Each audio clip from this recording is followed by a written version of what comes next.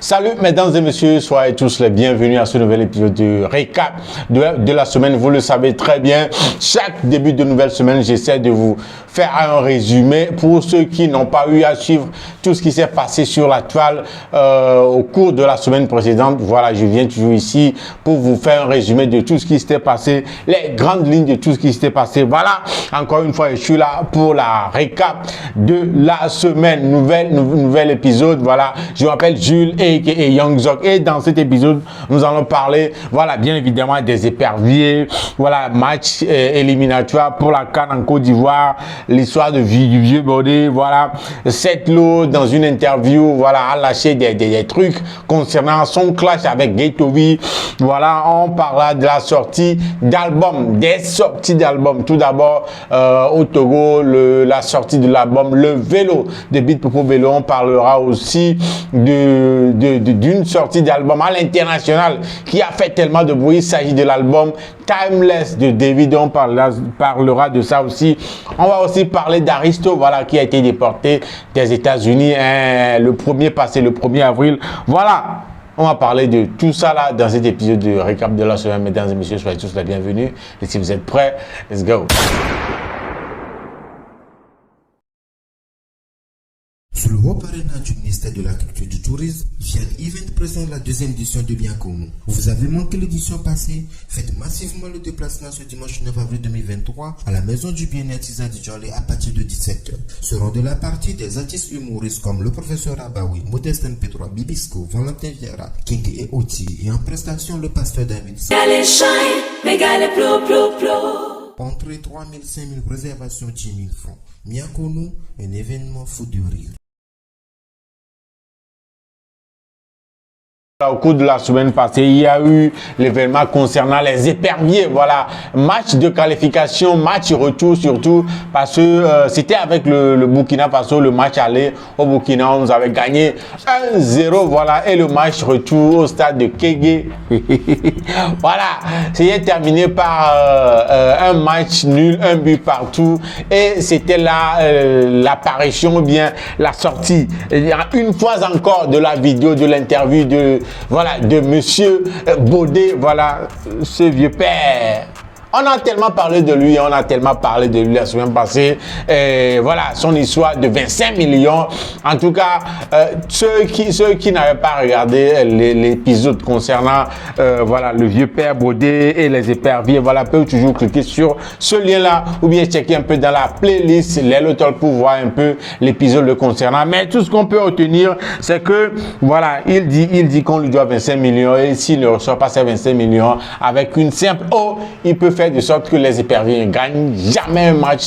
Et depuis très longtemps maintenant, on a du mal à gagner du match. On a du mal à gagner des matchs. Depuis des années maintenant, on a gagné qu'un seul match. Et c'est très grave. Et ce qui est bien aussi, est-ce que je dois dire bien, dans l'affaire de M. Bodé, ce qui est que par la suite cet événement-là, on s'est rendu compte, il y a eu des témoignages, des notes vocales, des gens qui sont sortis pour venir, voilà, témoigner, pour venir vraiment certifier, confirmer que tout ce que racontait M. Bodé dans son interview, ce n'était pas des mensonges, mais plutôt des vérités. Mais bon, les interventions, les commentaires sont différents. Voilà, il y en a qui parlent du fait qu'il ne devait pas venir sur la radio parler de tout ça, là, que ce sont des secrets et tout. Voilà, il y en a qui disaient qu'il était dans son droit de parler de ça et que ce n'était pas, c'était plutôt une promesse, c'était vraiment un dû. Voilà, il réclamait son dû, que vraiment il était dans son plein droit de venir parler de tout ça là. En tout cas, les avis ont été vraiment différents d'ici et là, de personne en personne concernant l'intervention, tout ce qu'a raconté Monsieur Bodé concernant les 25 millions que la fédération ou bien que l'État lui doit. En tout cas, voilà à peu près, si vous voulez avoir plus de détails, plus d'informations concernant l'histoire de Monsieur Bodé, les éperviers, tout ça là, regardez, checkez un peu, regardez l'épisode que j'ai fait concernant, voilà, ça. Aristo, le 1er avril dernier, a été déporté des États-Unis. Voilà, Aristo, tout récemment, faisait des lives et disait toujours qu'il allait aux États-Unis pour un événement, l'anniversaire d'une dame et tout ça là. Voilà. sa visite aux États-Unis et le 1er avril, il a pris le vol pour les États-Unis. Malheureusement, il a été déporté, il a été arrêté puis déporté.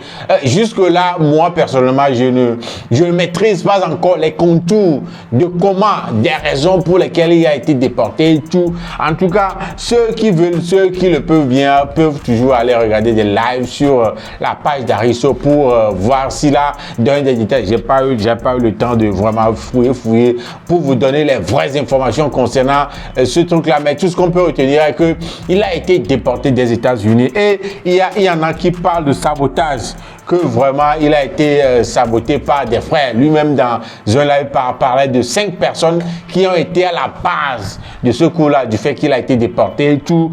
Il y a d'autres qui parlaient du fait que précédemment, dans sa visite précédente aux États-Unis, voilà, il était entré sur le sol américain par un visa touristique, mais il a pressé, voilà, et que c'est ça qui est à la base, que c'est à cause de ça, pour cette nouvelle visite, il a été saboté ou bien des gens l'ont signalé et bon, il a été arrêté. Bon, rien ne prouve que c'est la vérité, mais c'est ce qui se raconte sur la toile le concernant. Mais ceux qui le peuvent, comme je le disais tantôt, peuvent toujours aller fouiller dans ces lives, regarder ces lives pour... voilà. En tout cas, c'est les informations que j'ai à mon niveau. Il a été déporté des États-Unis. Voilà, grave. Mais une chose est que il va faire son retour. Il va toujours... Parce que j'ai lu sur sa page qu'il va retourner. Il va retourner très bientôt aux États-Unis. Voilà un peu ce qui concerne Aristo aussi. Mais avant de continuer, mesdames et messieurs, laissez-moi vous rappeler que voilà, il y a votre nouvelle série Hospital IT est disponible. La saison 2 est enfin disponible sur New World Series. Voilà, la chaîne New World Series diffuse maintenant la saison 2 de votre voilà, série préférée Hospitalité. Hospitalité est une série réalisée par des acteurs togolais. Les acteurs togolais, c'est une série qui raconte l'histoire d'une clinique de santé, voilà, qui combine médecine traditionnelle et médecine conventionnelle pour régler des cas critiques, voilà, des cas extrêmes, voilà, et s'ajoute à ces histoires, des histoires d'amour, de papateria, de trahison, tout ça là, entre les personnels de la clinique. Donc, Hospitalité est disponible sur New World Series tous les lundis et mardis à partir de 19h. Donc, ne ratez pas les épisodes de cette série togolaise là. Donc, continue au récap de la semaine, voilà. Comme je le disais dans le titre aussi, il y a eu une interview sur Radio Michael, voilà, l'interview de Setlo, l'interview au cours de laquelle il a sorti des dossiers surtout, ce qui a causé son clash ou bien le clash entre lui, Mike Flames, Piwi et tout ça là contre Ghetto-V, voilà. Comment est-ce que tout ça là a commencé? Setlo a dit ça dans cette interview et la semaine passée était la semaine au cours de laquelle, voilà, il y a eu tellement de commentaires, tellement de débats à propos de ce sujet-là. Et Setlo, dans l'interview, parlait vraiment des bases, voilà, de comment tout ça a commencé. Comme quoi, voilà, au début, c'était un buzz entre Ghetto-V et lui, un buzz arrangé, tout a été arrangé. Mais au cours du buzz, Ghetto-V a eu à insulter Mike Flames. Et Mike Flames, apprenant cela, a demandé à Setlo de rentrer dans un live à lui pour répondre à Ghetto-V. Et voilà, Setlo a permis que Mike Flames rentre dans ce live là et c'est par là que tout ça a commencé. En tout cas les gars, je vais pas en dire plus, je vous laisse regarder un extrait de cette interview là dans laquelle Setlo a dit tout ça là. Voilà, regardez plutôt, on revient juste après.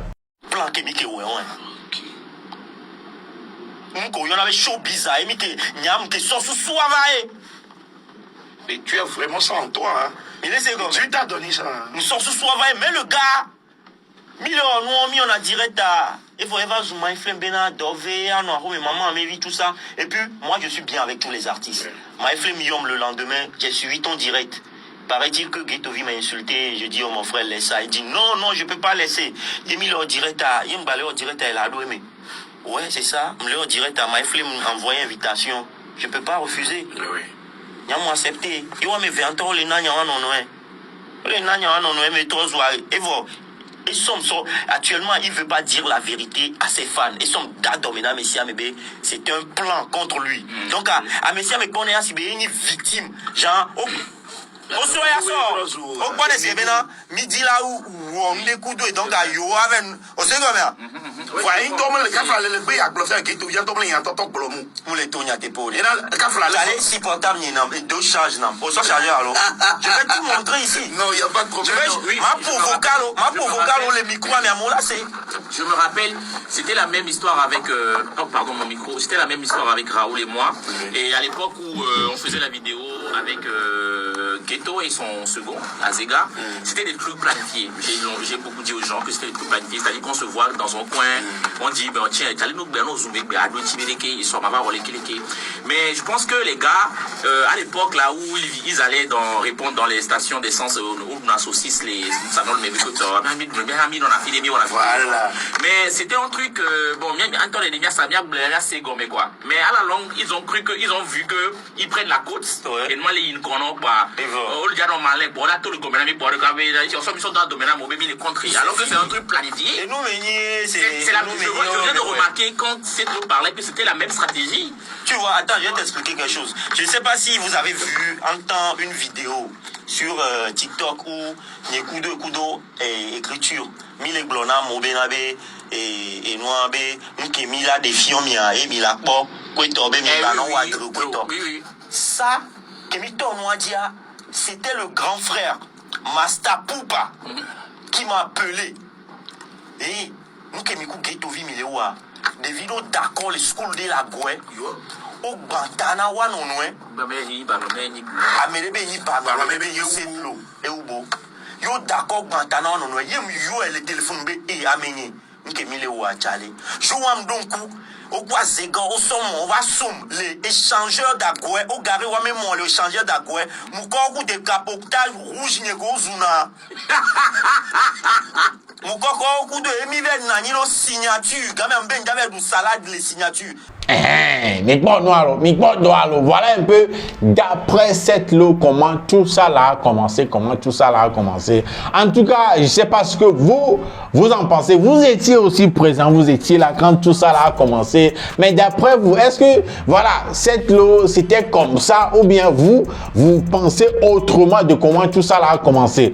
Est-ce que il y a des gens qui disent que c'est cette lot qui était à la base. C'est cette lot qui a fait l'erreur de laisser MyFlames rentrer dans le live. Là, c'est là où tout a été, voilà, chacalisé. Est-ce que vous pensez que c'était une erreur de cette lot de laisser MyFlames entrer dans le live pour répondre à Ghettovie et déclencher tout ça là qui jusqu'aujourd'hui est tourné, genre, c'est devenu quelque chose d'autre? Est-ce que vous pensez que cette lot c'était une erreur de sa part de laisser MyFlames entrer dans le live ou bien, voilà, il n'avait pas le choix, comme lui-même le disait, il n'avait pas le choix que de laisser Mike rentrer dans le live pour répondre à Ghettovie, tout ça là.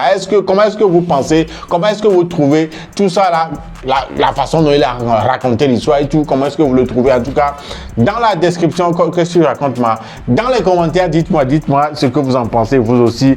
Et voilà quoi, dites-moi tout concernant voilà, l'histoire de clash entre Ghettovie et les autres.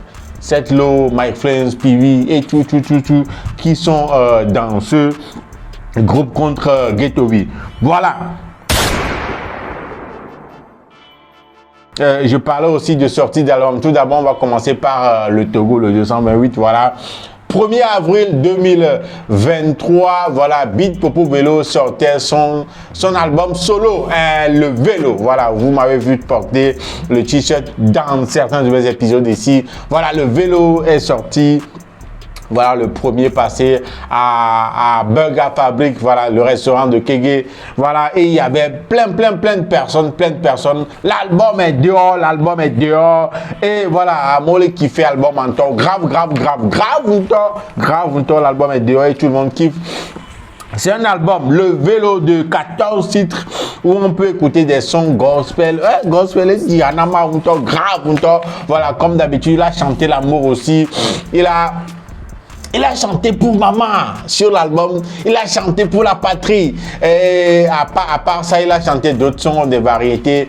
Mais il y a d'autres sons sur cet album-là qu'on a déjà eu à écouter. par exemple le son Togo, voilà, Togo et son remix, on a déjà écouté ce son-là. Il y a d'autres titres comme JJ Vigne qui l'a sorti, dont il a sorti le clip récemment. En tout cas, c'est un album très très intéressant. Drill Benya, Drill a dominé l'album. C'est le type togolais, c'est Beat Popo Velo. Vous attendez à quoi? Drill va dominer l'album en temps grave. Il y a même eu Drill, Reggae Drill. Il y a un son sur l'album que moi... non, ils ont joué des guitares reggae sur la prod. Très franchement. Et j'ai aimé quoi. En tout cas, l'album est dehors. Sur l'album, il a eu à faire trois featuring sur différents projets. Il y a tout d'abord le titre sur lequel il a appelé Tony X. Voilà. Il y a le titre Kai Crayon sur lequel il a appelé Princess.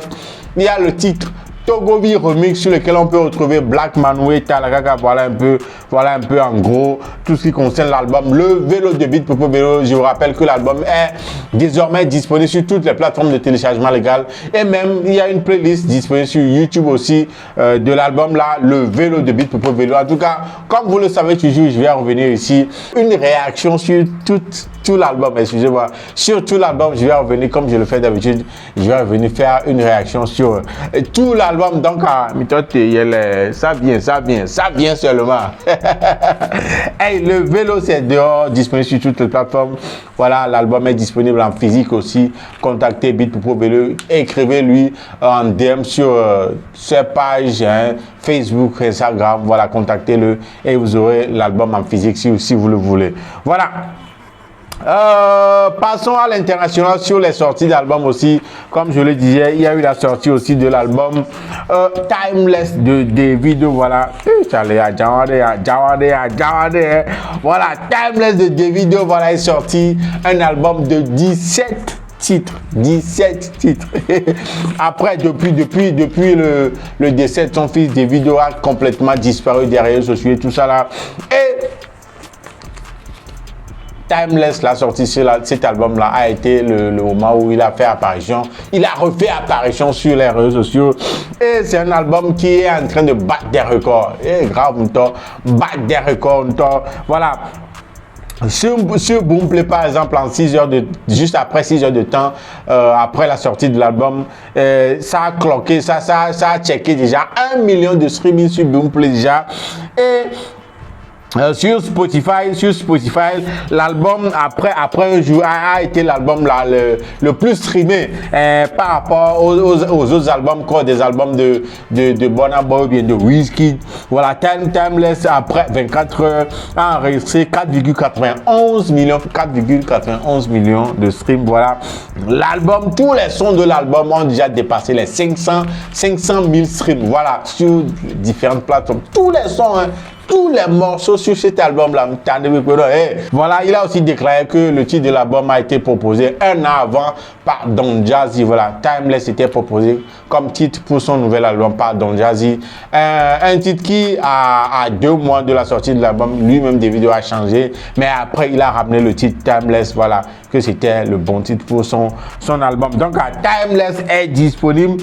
Et voilà quoi. Moi, je kiffe déjà le son Namoni avec de Cave Mary et Angelique Kidjo. Je kiffe aussi For the Road, le titre For the Road aussi, un coup pour la route. Vous voyez ces titres, hey, chantant. Il y a les titres, voilà, Legend Can Never Die, voilà, LCND, il y a les titres Away, He Pay Me, On Available avec Mosaki, il y a le titre No Competition avec Asake, voilà, In the Garden avec Morave, Over Them, Precision, voilà, Precision dont on dit des choses aussi comme quoi il a samplé un son de Burna Boy pour ce titre-là. En tout cas, il y a tellement de titres très intéressants sur cet album de 17 titres de Davido. Donc, il y a une playlist disponible sur YouTube. Vous pouvez aller checker, c'est disponible sur toutes les plateformes quand même.